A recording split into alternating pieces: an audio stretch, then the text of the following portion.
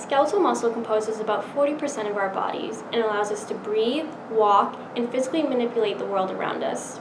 While it is capable of regeneration, there are instances of debilitating muscle loss in which regenerative capacity is exhausted.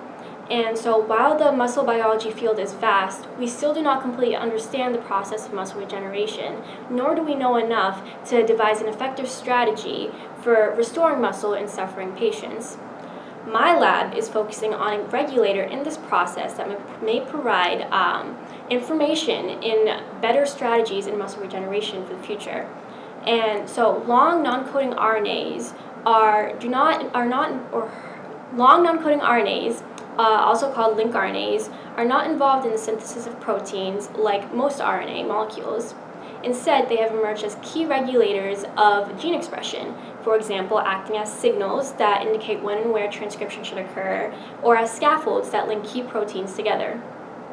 So, preliminary findings in my lab have indicated that one link RNA in particular is required for proper muscle regeneration, and that link RNA is called MEG3.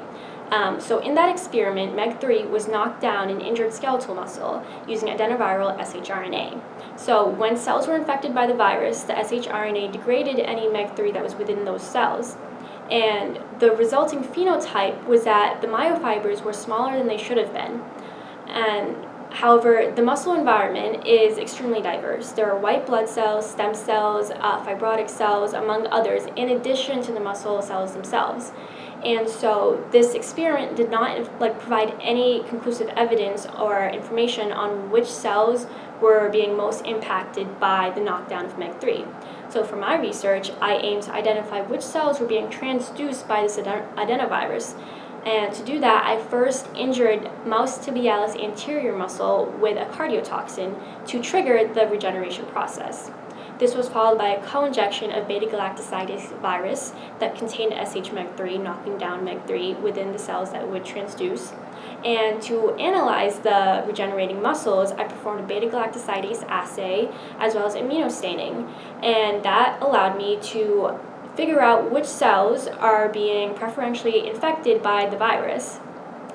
The results will allow us to narrow down the importance of MEG3 in specific cells, and that will further allow us to interrogate its role in muscle regeneration.